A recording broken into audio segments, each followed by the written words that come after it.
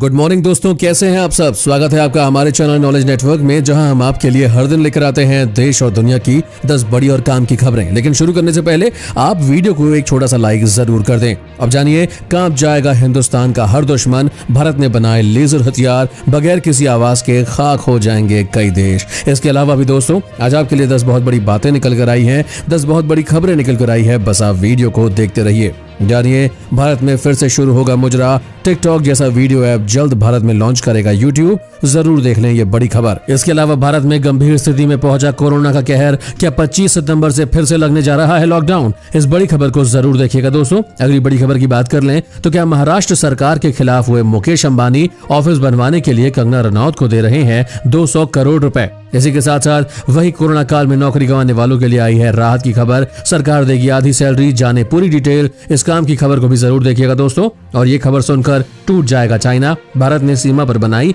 अनोखी सड़क, यहाँ से किया हमला तो चीन में लग जाएंगे लाशों के ढेर। साथ ही कभी नहीं सुधरेगी कांग्रेस पार्टी, राम मंदिर निर्माण रोकने के लिए कांग्रेस ने चली नई चाल, मंदिर निर्माण पर लगी रोक। इस बड़ी खबर को भी जरूर देख लें दोस्तों। इसके अलावा यह है भारत का टैलेंट, लॉकडाउन में गरीब ने बना डाली लकड़ी की साइकिल, अब विदेशों से आ रहे हैं ऑर्डर, खासियत जानकर चौंक जाएंगे। अगली बड़ी खबर की बात कर लें तो यूनाइटेड नेशंस में चाइना की हो गई बेइज्जती, भारत से मिली हार, दुनिया के किसी भी देश ने नहीं दिया चीन का साथ। दोस्तों, इसके अलावा भी आज पूरे देश से बेहद बड़ी और महत्वपूर्ण खबरें निकल कर आ रही है। चलिए फटाफट से ले चलते हैं आपको आज की सबसे पहली बड़ी खबर की तरफ।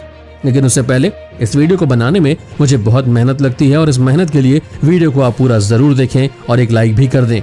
चलिए सबसे पहले आपको एक बार चीनी बीमारी से संक्रमित लोगों का आंकड़ा बता देते हैं। पिछले 24 घंटे में कोरोना के 83,809 नए मामले सामने आए हैं, जिसके बाद अब देश में 49,39,236 केसेस हो गए हैं। इसके अलावा संक्रमण से अब तक 38,59,399 लोग ठीक हो चुके हैं और वहीं अब मरने वालों की संख्या 80,776 हो चुकी है, जो कि एक बेहद दुखद बात है।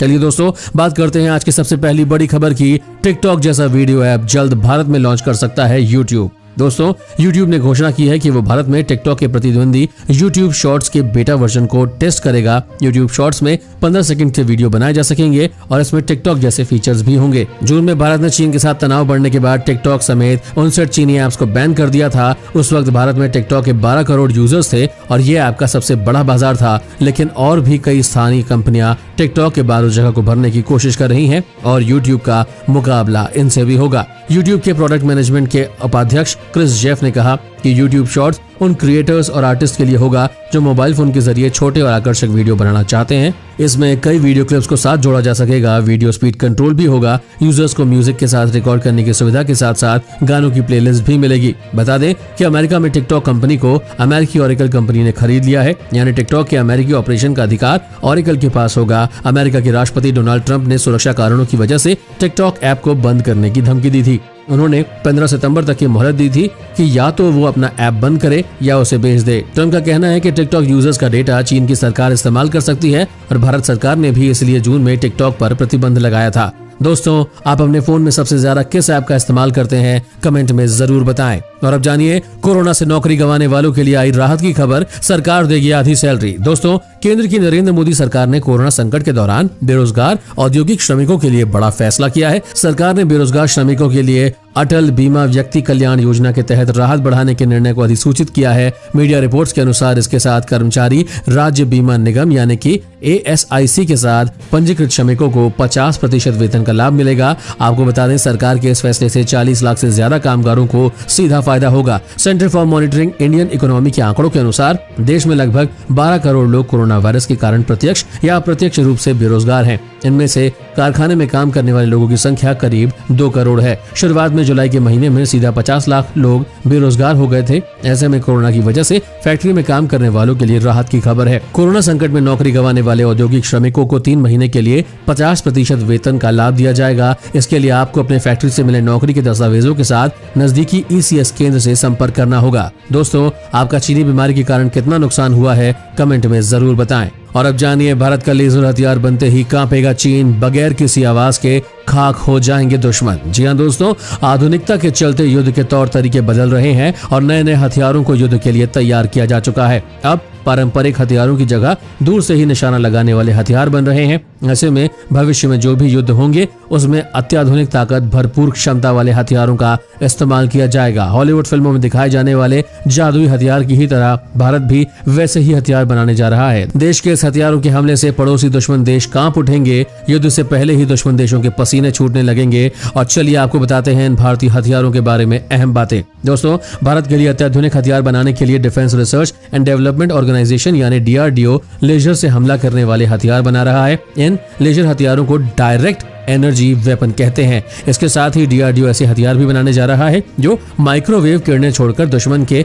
इलेक्ट्रॉनिक रेडियो सिस्टम, संचार सिस्टम आदि को नष्ट कर देंगे। ऐसी स्थिति में दुश्मन बहुत कमजोर हो जाता है, जिसके चलते उस पर हमला करना पहले के मुकाबले काफी आसान हो जाता है। इन घातक हथियारों को बनाने के लिए भारत सरकार ने एक राष्ट्रीय स्तर का प्रोग्राम बनाया है। इसमें अलग अलग तरह के डायरेक्ट एनर्जी वेपन हथियार होंगे। इन हथियारों की क्षमता 1000 किलोवाट की होगी। यह हथियार देश पर दुश्मन की तरफ से आने वाली किसी भी मिसाइल या फाइटर जेट या ड्रोन को आसमान में नष्ट कर देंगे, वो भी बिना आवाज किए। ऐसे में इस प्रोजेक्ट को काली बीम नाम दिया गया है। इस लेजर बीम हमले में ना तो कोई आवाज होती है और ना ही किसी तरह का धूम धड़ाका होता है। ये चुपचाप अपने दुश्मन को लक्ष्य बनाते हुए उसे जलाकर राख कर देती है। बता दें कि इसके लिए DRDO ने भविष्य की जरूरतों को देखते हुए अगले 5 साल की योजना तैयार की है। इसमें पहले फेज में ऐसे हथियारों की रेंज को 6-8 किलोमीटर, फिर दूसरे फेज में 20 किलोमीटर तक बढ़ाने की तैयारी है। लेजर हथियारों की खासियत यह है कि इनसे दुश्मन का बचना बेहद मुश्किल है। ये एकदम सटीक निशाना लगाते हैं। अन्य हथियारों की तुलना में इनकी कीमत भी कम होती है। एक साथ हमला करने वाले कई टारगेट्स को अकेले एक लेजर हथियार संभाल सकता है। सबसे अहम बात तो यह है कि अगर काली बीम को हाई वोल्टेज बिजली की सप्लाई मिलती रहती है तो इससे दुश्मन के एक दिन में 100 एयरक्राफ्ट तबाह किए जा सकते हैं। और अब जानिए, ये है भारत का टैलेंट। लॉकडाउन में गरीब ने बना डाली लकड़ी की साइकिल। अब विदेशों से आ रहे हैं ऑर्डर, देखकर चौंक जाएंगे। दोस्तों, लॉकडाउन के दौरान सब कुछ बंद होने की वजह से लोगों को अपने घरों में कैद होकर रहना पड़ा। कई लोग इस स्थिति से जल्द निकलना चाह रहे थे तो कुछ ने इसे अवसर की तरह लिया। पंजाब के रहने वाले धनी राम उन्हीं में से एक है। लॉकडाउन में घर पर रहकर धनी राम इतना बोर हो गए कि उन्होंने लकड़ी की साइकिल इजाद कर डाली। लोग अब इस साइकिल को काफी पसंद कर रहे हैं और इसकी तस्वीरें सोशल मीडिया पर वायरल हो गई है। पेशे से कारपेंटर धनीराम सग्गू पंजाब प्रांत के जीरकपुर के निवासी हैं। 40 वर्षीय धनीराम ने अपनी मेहनत से जो साइकिल बनाई है वो अपने आप में अनोखी है। उनके द्वारा बनाई गई साइकिलों को लोग काफी पसंद कर रहे हैं और अब तक वो 80 साइकिलों को बेच भी चुके हैं। इतना ही नहीं, धनीराम के पास कई साइकिलों के एडवांस ऑर्डर भी हैं। कुछ ऑर्डर तो विदेशों से भी आ रहे हैं जिनकी एडवांस पेमेंट भी उनको मिल चुकी है। अब वो इन ऑर्डर्स को पूरा करने की तैयारी में लगे हुए हैं। बता दें, धनीराम द्वारा बनाई गई साइकिल को एक निजी कंपनी 15,000 रुपए में बेच रही है। धनीराम के मुताबिक ये साइकिल कम से कम 10 साल तक चलेगी। ये साइकिल 100% इको फ्रेंडली है। तो दोस्तों, आपको ये साइकिल कैसी लगी कमेंट में जरूर बताएं। और अब जानिए, नहीं रुक रहा कोरोना का कहर। 25 सितंबर से फिर से लगने जा रहा है लॉकडाउन। जाने वायरल हो रहे लेटर की क्या है सच्चाई। दोस्तों, देश में कोरोना वायरस के मामले तेजी से बढ़ रहे हैं। रोजाना 90,000 से ज्यादा नए मामले सामने आ रहे हैं और इस बीच सोशल मीडिया पर एक लेटर वायरल हो रहा है जिसमें 25 सितंबर से एक बार फिर से लॉकडाउन लगाने को लेकर निर्देश दिया गया है। इसको लेकर केंद्र सरकार की फैक्ट चेक टीम ने सही जानकारी दी है। इन दिनों सोशल मीडिया पर नेशनल डिजास्टर मैनेजमेंट अथॉरिटी के नाम से एक सर्कुलर वायरल हो रहा है। इसमें बताया गया है कि एक बार फिर से 25 सितंबर से लॉकडाउन लगेगा। वायरल हो रहे लेटर में लिखा है कि देश में कोरोना वायरस के मामलों को फैलने से रोकने और मृत्यु दर को कम करने के लिए भारत सरकार और गृह मंत्रालय निर्देश देते हैं कि 25 सितंबर की आधी रात से 46 दिनों का देशव्यापी लॉकडाउन फिर किया जाएगा। लेकिन आपको बता दें कि प्रेस इन्फॉर्मेशन ब्यूरो यानी कि PIB ने ट्वीट करके इस लेटर को फेक बताया है। PIB ने लिखा, ये लेटर फेक है। प्रधानमंत्री ने फिर से लॉकडाउन लागू करने के लिए कोई ऑर्डर जारी नहीं किया है। गौरतलब है कि भारत में मार्च के अंत में देशव्यापी लॉकडाउन लगाया गया था। सरकार ने कोरोना वायरस के मामलों की रोकथाम के लिए लॉकडाउन लागू किया था। इसके बाद से ही ऐसी तरह तरह की झूठी खबरें फैलना शुरू हो गई थी। और अब जानिए, भारत ने सीमा पर बनाई अनोखी सड़क, यहां से किया हमला तो चीन में लग जाएंगे लाशों के ढेर।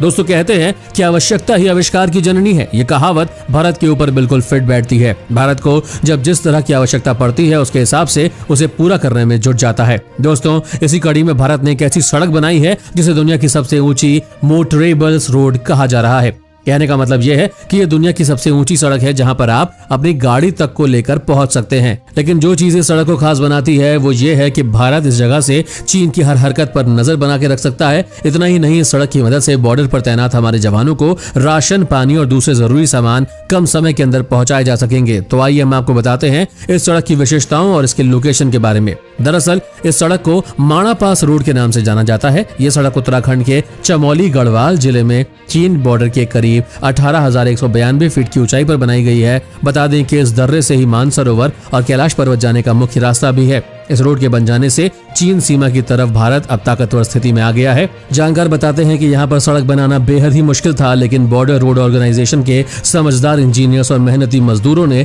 इसे मुमकिन कर दिखाया। पहले हेलीकॉप्टर से भारी रॉक कटिंग मशीनें और अन्य उपकरणों को ऊपर दर्रे में पहुंचाया गया। ये रोड दुनिया की इकलौती सबसे ऊंची मोटरेबल सड़क है, जिसका निर्माण ऊपर से नीचे की तरफ किया गया है। अमूमन पहाड़ों पर सड़क का निर्माण नीचे से ऊपर की ओर किया जाता है। पौराणिक मान्यताओं के अनुसार कहा जाता है कि पांडव यहाँ से स्वर्ग की ओर गए थे।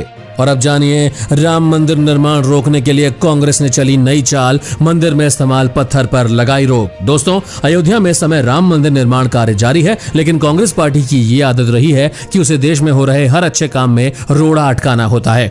इसी कड़ी में राजस्थान की कांग्रेस सरकार के निर्णय के चलते निर्माण कार्य की रफ्तार पर अब असर पड़ सकता है। दरअसल राम मंदिर निर्माण के लिए कई वर्षों से बंसी पहाड़पुर से जा रहे गुलाबी पत्थर पर राजस्थान सरकार ने रोक लगा दी है। मंगलवार को भरतपुर जिला प्रशासन और पुलिस और वन विभाग की टीमों ने संयुक्त कार्रवाई करते हुए अयोध्या जा रहे 25 ट्रकों को जब्त कर लिया है। राम मंदिर निर्माण के लिए जा रहे थे भरतपुर के बंसी पहाड़पुर के पत्थर। राजस्थान सरकार ने हवाला दिया है कि इस पहाड़ में खनन करने के लिए सरकार की तरफ से फिलहाल किसी को भी स्वीकृति प्रदान नहीं की गई है। इसी के साथ एक बड़ा सवाल ये भी है कि जब खनन करने की इजाजत सरकार की ओर से इस पहाड़ में किसी को भी प्रदान नहीं की गई है, तो फिर पिछले 50 सालों से आखिरकार वहां से स्टोन माइनिंग क्यों होती रही है? क्योंकि बिना पुलिस, खनिज और वन विभाग के कर्मचारियों की मिली भगत के तो यहाँ अवैध खनन के कारोबार का पनपना संभव नहीं था। अयोध्या में बन रहे राम मंदिर निर्माण के लिए पत्थर काफी समय से जा रहा है, जबकि यहाँ की पहाड़ियों में खनन करने के लिए किसी के पास कोई लीज नहीं है। फिर भी अवैध खनन के जरिए पत्थर यहाँ से निकलता रहा है।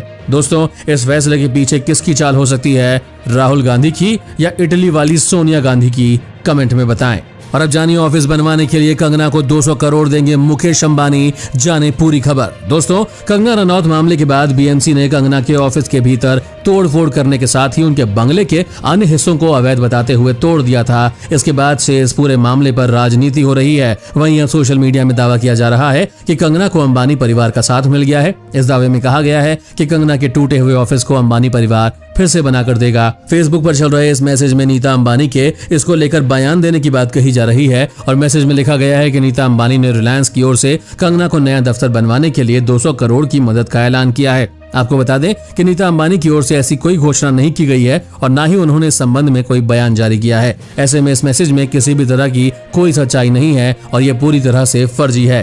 अब जानिए, यूनाइटेड नेशंस में भारत से हार गया चीन, दुनिया के किसी भी देश ने नहीं दिया साथ। दोस्तों, भारत ने संयुक्त राष्ट्र में चीन को पटखनी देते हुए आर्थिक एवं सामाजिक परिषद ECO SOC की संस्था में जगह बना ली है। भारत को United Nations commission on status of women का सदस्य चुना गया है। इस संस्था का सदस्य बनने के लिए भारत, अफगानिस्तान और चीन 3 देश रेस में थे। संयुक्त राष्ट्र में भारत के स्थायी TS तिरुमूर्ति ने ये जानकारी दी कि भारत 4 साल के लिए संयुक्त राष्ट्र का महिलाओं की स्थिति पर आयोग का सदस्य रहेगा। TS तिरुमूर्ति ने ट्वीट में कहा कि भारत ने प्रतिष्ठित ECO COC के निकाय में सीट जीत ली है। भारत को commission on states of women का सदस्य चुना गया है। ये स्त्री पुरुष समानता और महिला सशक्तिकरण को बढ़ावा देने की हमारी प्रतिबद्धता को दर्शाता है। हम सदस्य देशों का समर्थन के लिए धन्यवाद करते हैं। बता दें कि इस सीट को पाने के लिए भारत, चीन और अफगानिस्तान के बीच मुकाबला था। भारत को 54 में से अधिकतर सदस्य देशों का वोट मिला, जबकि चीन को सिर्फ 3 सदस्य देशों का ही समर्थन हासिल हो सका। और अब जानिए, भारत हमारा दुश्मन है, लेकिन मैं विराट और रोहित की बुराई नहीं कर सकता, शोएब अख्तर। जी हाँ दोस्तों, पूर्व पाकिस्तानी तेज गेंदबाज शोएब अख्तर अक्सर ऐसे बयान देते रहते हैं जिस वजह से वो सुर्खियों में आ जाते हैं। एक बार फिर से उन्होंने ऐसा ही एक बेबाक बयान दिया है। उन्होंने भारत को अपना दुश्मन मुल्क बताया है। शोएब अख्तर ने इंटरव्यू में कहा कि भले ही भारत उनका दुश्मन हो, लेकिन फिर भी वो विराट कोहली और रोहित शर्मा की बुराई नहीं कर सकते। अपने YouTube चैनल पर शोएब अख्तर ने कहा, मैं केवल पाकिस्तानी टीम की आलोचना नहीं करता, मैं भारतीय टीम की भी आलोचना कर चुका हूँ, लेकिन आप विराट कोहली की आलोचना नहीं कर सकते जिन्होंने 12,000 रन बनाए हैं। इस पर आप क्या कहेंगे? रोहित शर्मा की 3 डबल सेंचुरी है, आप उनको क्या कहेंगे? वो हमारे दुश्मन हैं, लेकिन उनके अंदर वाकई बात है। शोएब अख्तर ने आगे कहा कि विराट कोहली महान बल्लेबाज बन गए हैं, वो एक महान बल्लेबाज हैं, उनके बारे में क्या कहोगे? 2010 से पहले वो कुछ नहीं था, वो आम लड़का था मेरी तरह। विराट कोहली को हिंदुस्तान ने सपोर्ट किया और उसे स्टार विराट कोहली बनाया। हमारी टीम मैनेजमेंट ने कुछ नहीं किया। हमारे यहाँ क्रिकेटरों को खराब किया जाता है, उन्हें बर्बाद किया जाता है। हमारे यहाँ बाबर आजम की तुलना विराट से की जा रही है, जो कि सिर्फ एक मजाक है। तो दोस्तों, आज की खबरों में बस इतना ही। अगर आपको भी ये खबरें अपने मोबाइल पर हर दिन चाहिए तो इस चैनल को नीचे दिए गए इस लाल बटन को दबाकर सब्सक्राइब कर दें और साथ ही साइड में दिए गए इस घंटी के बटन को दबाकर इस ऑल पर क्लिक कर दें। धन्यवाद।